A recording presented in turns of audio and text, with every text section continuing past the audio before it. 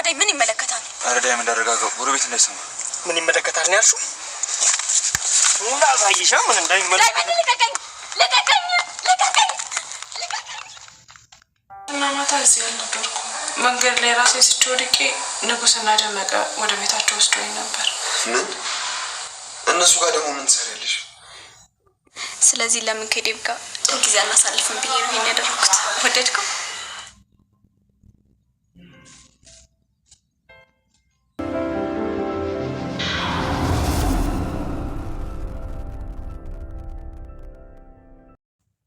ፍቅር የአደይ ዕጣ ደረሳት ማለት ነው።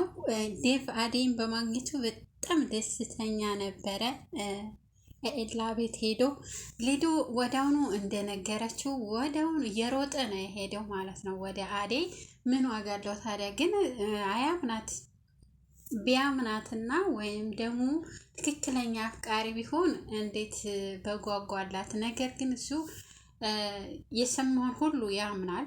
ስለሚያምን እኔ በጣም ነው የምወቅሰው ዴቭን ማለት ነው። ትክክለኛ አፍቃሪ ስለሷ ምንም ነገር እንዲሰማ ከማንም እንዲሰማ አይፈልግም።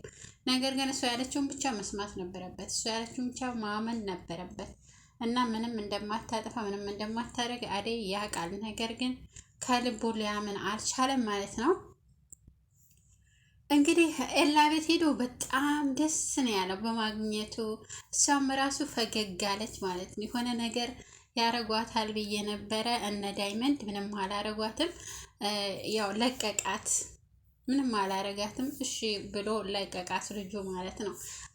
አሁን እንደገና ደግሞ የፍቅር የአደይ ዕጣ ፍቅር ደረሳት ማለት ነው። ፍቅርን ተሸክሟት ሄዷል። እንግዲህ ምን እንደሚያረጋት እና ያለን ለሚለቀቅ ቪዲዮ ማለት ነው።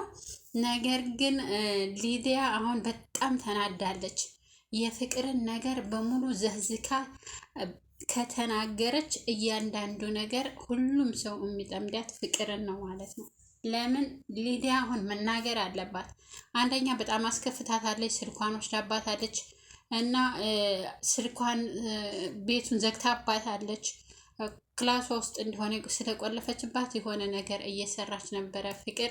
ዳይመንድ ደውሎ ባያቋረጣት በስልኳ የሆነ ነገር እየጎረጎረ እየተጻጻፈች ነበረ። ምን ተንኮል አስባ ሊዲያን ምን ለማድረግ እየፈለገ እንደሆነ አይታወቅም ነበር። ነገር ግን ዳይመንድ ደውሎ ያው ከበር ላይ ወሰዳት፣ ተሸክሞ ወሰዳት ማለት ነው። በጣም እሷም እንግዲህ ወደ ለአደይ ታዝናለች ማለት ነው። ሁለተኛ በፍጹም ተንኮል አሰራም። እርግጠኛ ነኝ ወስዶ ታስፈራራት ወይንም ደግሞ እኔ እንደዚህ ላበለሻሽሽና ወደ ቤትሽ ልመልስሽ ካላት በነገራችን ምንም አያረጋትም። ግን የሆነ በቃ አስቦ እንድትፈራ ነገር ካረጋት እርግጠኛ ነኝ ለአደይ ሁለተኛ ይቅርታ ብላ እግሯ ስር ይቅርታ ብላ ወደ ቤት ትመልሳታለች የሚል ሀሳብ ነው ያለኝ እኔ ማለት ነው። እንግዲህ ሊዱ በጣም ታፈቅረዋለች ኤላን። ኤላ ደግሞ ያው ሊልን ነው የሚያፈቅረው። የድሮ የልጅነቱ ጓደኛው ስላለች እሷ ነው የሚያፈቅረው። ስለዚህ ሊዲያን እንደ ጓደኝነት እና ደግሞ እሱም ብሏል እንዲታዝናንኝና ያው ብቻዬን ሲሆን እንዳይደብረኝ አብሬሽ ጓደኝነት እንዲሆን እንጂ እኔ ላፈቅርሽ አልችልም ብሏታል። ፍቅር ደግሞ ዴቭን ያው አደይ የለችም፣ ማንም የለም በቤት ውስጥ። ስለዚህ አሁን እኔ ሻምፓ ላዘጋጅና አበባ ምናምን ጠረጴዛው ላይ ላዘገጃጅና ዴቭን አስደስተዋለሁ ብላ ነበረ።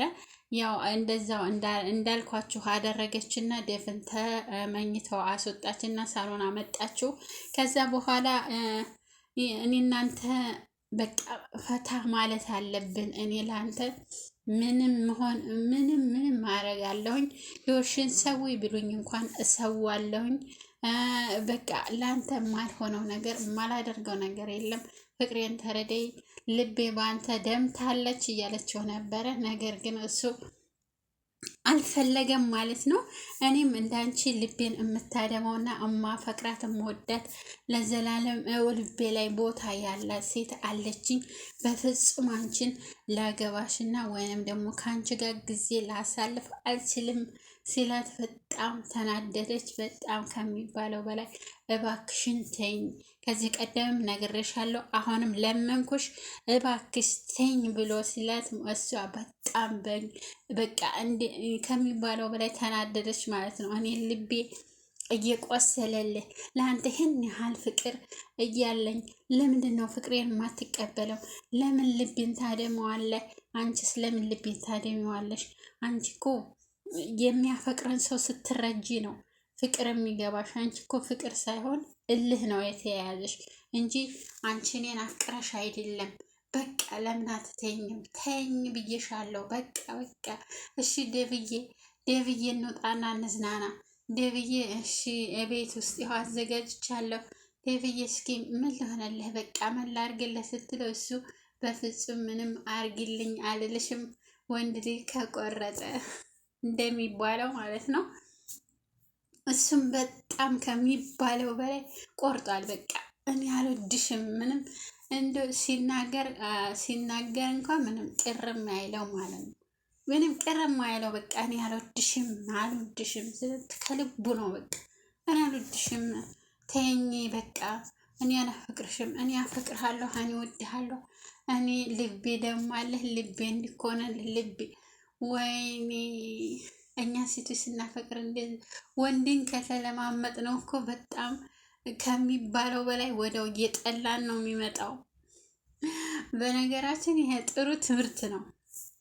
እውነት ነው የምላችሁ። በተለይ እኛ ሴቶች አንድ የልባችንን ከሰጠን ለወንድ ልጅ በፍጹም ያ ሰውዬ አንዴ ታገባሁት ወይንም ደግሞ ሊትወለድኩለት ከኔ ጋር ይኖራል፣ ካገባሁት ከኔ ጋር ይኖራል፣ ሊከወለድኩ ብለን ከኔ ጋር ይኖራል የሚል ሀሳብ አለን። በፍጹም እሱ ካልወደደ አልወደድም ነው። በፍጹም ከኛ ጋር ሊኖር አይችልም።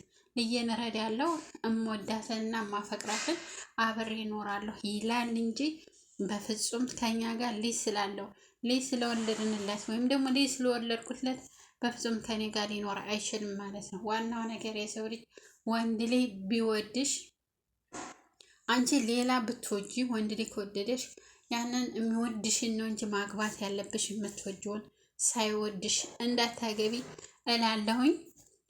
እንግዲህ ውድ ተመልካቾች እዚህ ላይ አቆማለሁ። መልካም ጊዜ